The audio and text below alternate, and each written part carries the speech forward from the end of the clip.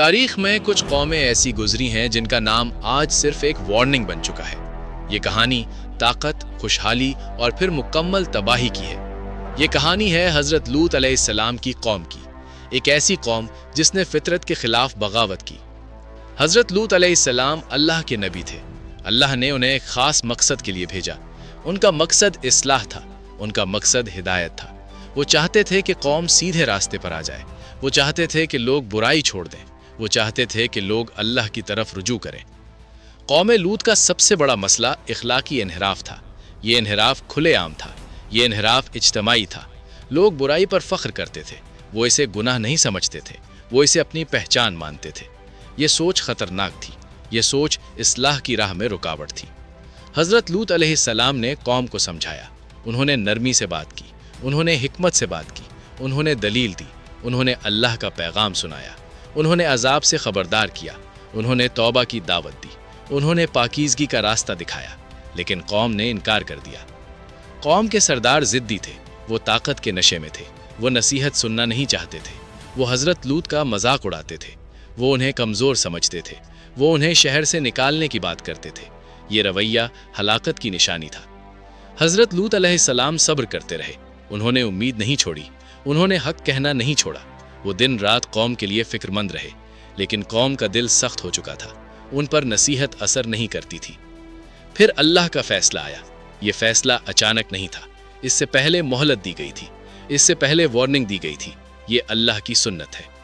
ایک دن فرشتے آئے، وہ انسانی شکل میں آئے، وہ حضرت لوط علیہ السلام کے گھر پہنچے، وہ مہمان بن کر آئے۔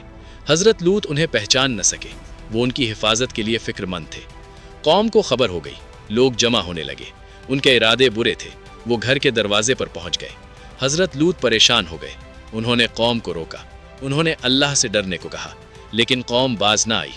اسی وقت فرشتوں نے حقیقت ظاہر کی، انہوں نے قوم کی آنکھوں کو اندھا کر دیا۔ لوگ گھبرا گئے، وہ پیچھے ہٹ گئے۔ یہ آخری وارننگ تھی۔ پھر عذاب کا حکم آیا۔ حضرت لوط علیہ السلام کو بتایا گیا، انہیں رات کو نکلنے کا حکم دیا گیا، انہیں پیچھے نہ دیکھنے کا حکم دیا گیا۔ چند لوگ ان کے ساتھ تھے، اکثر لوگ پیچھے رہ گئے۔ حضرت لوط کی بیوی بھی پیچھے رہ گئی، وہ دل سے ایمان نہیں لائی تھی، وہ قوم کے ساتھ تھی، اس لیے وہ بھی عذاب میں شامل ہوئی۔ صبح کا وقت ہوا، عذاب نازل ہوا، شدید زلزلہ آیا، زمین ہلا دی گئی، شہر الٹ دیے گئے، اوپر نیچے ہو گیا، پھر آسمان سے پتھر برسے۔